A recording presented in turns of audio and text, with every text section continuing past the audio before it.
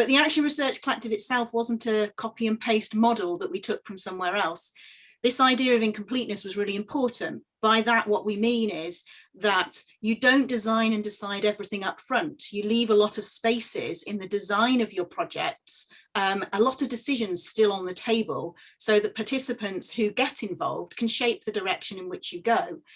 And that was a particular design that we chose partly to respond to the uncertain governance situation in the city region that I described before.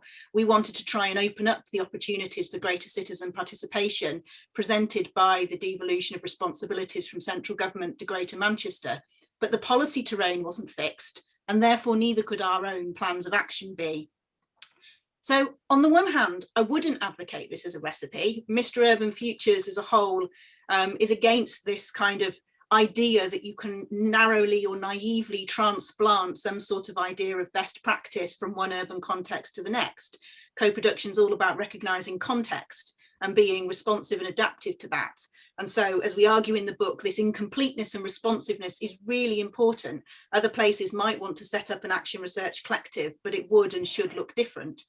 But at the same time, in our final report, we did try to list the ingredients, if you like, that we thought mattered in our cake, and maybe other people can bake their own arc. And there were 7 different design principles that really mattered in that.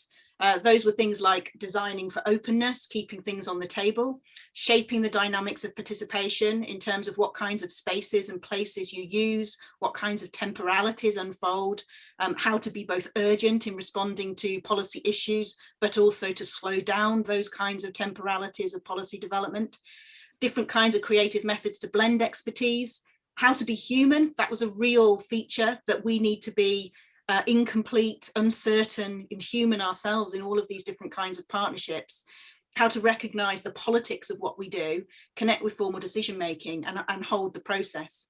So then the last part of your question was about what I would change if we were to do it again, and there are just 3 things here. I think firstly, we had a desire to push transdisciplinary co-production to its limits. We wanted to see how far can you go, right? But actually we ended up wasting time co-designing some things that we could and perhaps should have just got on with, like little flyers and brochures. And the consequence was that some of the internal dynamics of the arc overshadowed what external impact we might have been able to have. So a lesson would be to be clearer about what we should and could not co-produce. I also think time, everybody talks about time in co-production.